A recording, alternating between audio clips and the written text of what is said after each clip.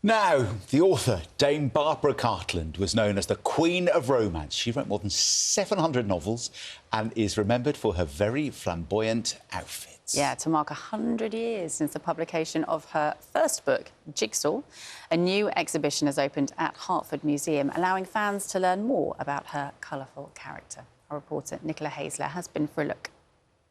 I do now have a separate secretary for my 10,000 health letters I do a year. Dame Barbara Cartland is remembered most for her romantic novels, her love of pink and small dogs, and her traditional views on women. You know, I believe in purity for women, and this is the thing I've been fighting for.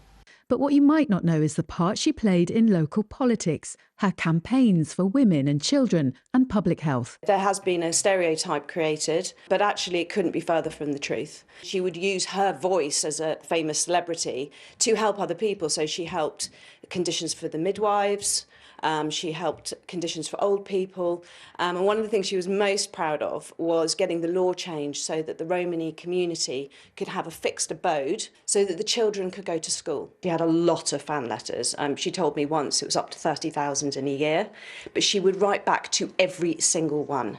Here she is in 1930, organising a car race for women. A man suggested that women could not drive as well as men.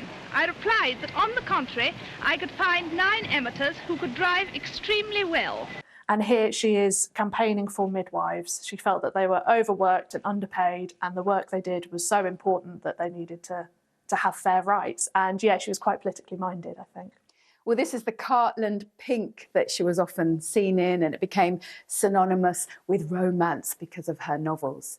And she was often parodied for her flamboyant style, but she took it all in good fun.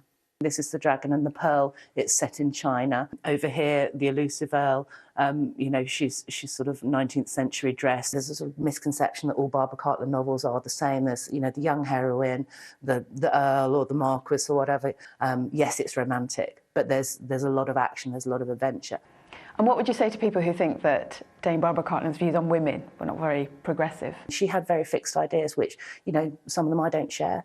But everything she was doing was for the benefit of women, to her mind. So, you know, and her life, living her life, the way she lived her life as a career woman, as a business magnate, very, very progressive. How many people born in 1901 could have achieved what she achieved? What was it like having Dame Barbara Cartland as your grandmother? It was wonderful. I mean, she is such an inspiration and also someone brilliant to talk to if you had any romantic issues. My one big abiding memory of her, she had an incredible sense of humour and, you know, was very, very generous with her time, her humour and her wit. Barbara Cartland, The Art of Romance, opens tomorrow. Nicola Hazler, BBC News. It's quite fascinating. It is. Now we know a whole new side to Dame Barbara Cartland. Yeah. Lovely stuff.